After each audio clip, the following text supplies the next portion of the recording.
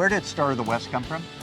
The name, well, again, this is going to be a bit of speculation, but in 1870, the Civil War was just ending. And there's a story about the Star of the West commercial ship. That boat was loaded with ammunition, soldiers, supplies, and they tried to sneak the boat into Fort Sumter in down south, and it was a secret mission. Well, the South found out about this mission to supply Fort Sumter by the Union.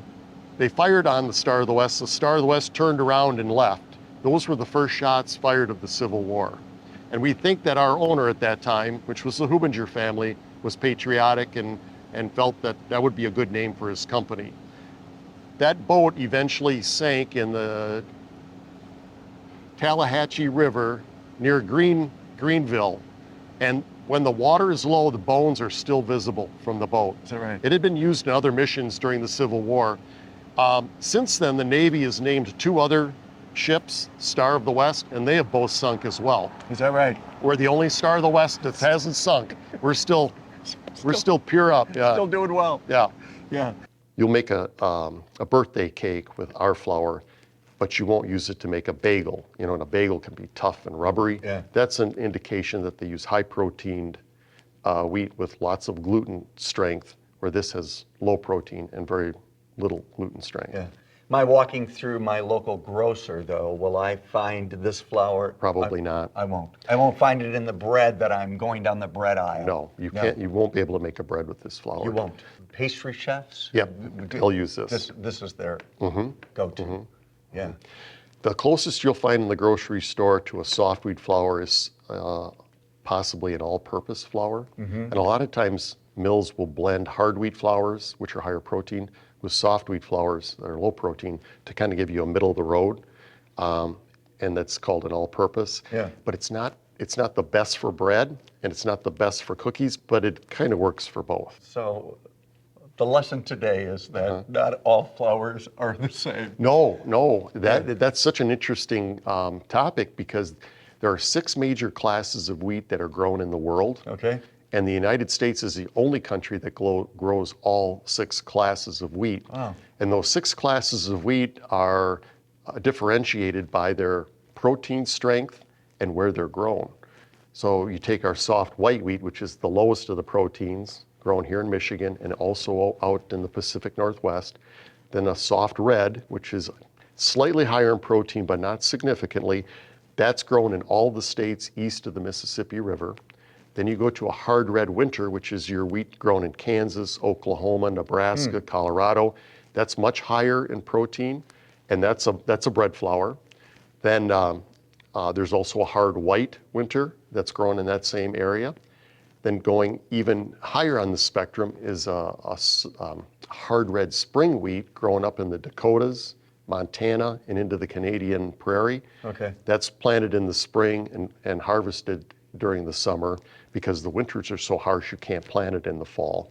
That's even higher in protein. And then you have durum wheat, which is the highest protein, and that's your macaroni. Wow. That's your macaroni wheat. And this is? That is a ready-to-eat wheat flake that we make in another building on property. Campus here? Yep. Okay. I think it's sealed.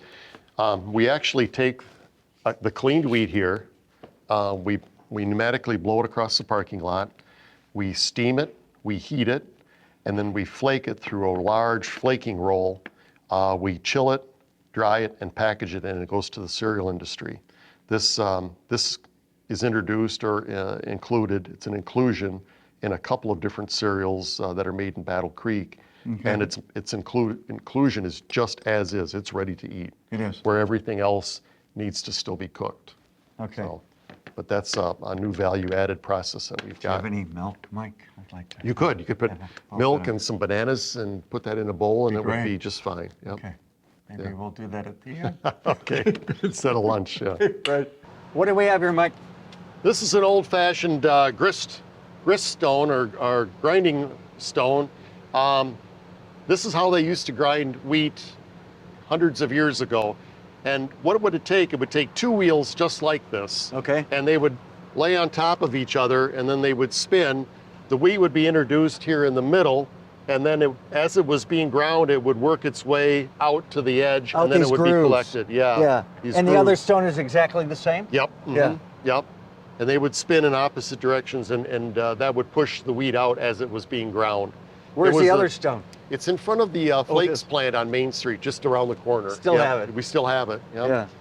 It was a very inefficient way of milling flour, but that's how they used to do it. We don't Yep. use millstone anymore? No, No. no.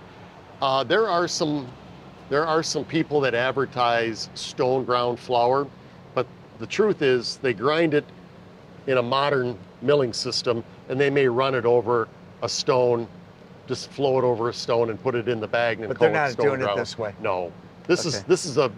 this was not sanitary. If you can think about it, two stones rubbing against each other, Yeah. what's going to happen? The stones are going to flake. You're going to Sure. have stone matter in your wheat flour and broken teeth, and Right. yeah, it just wasn't. But that's what they knew back in the day. Yeah.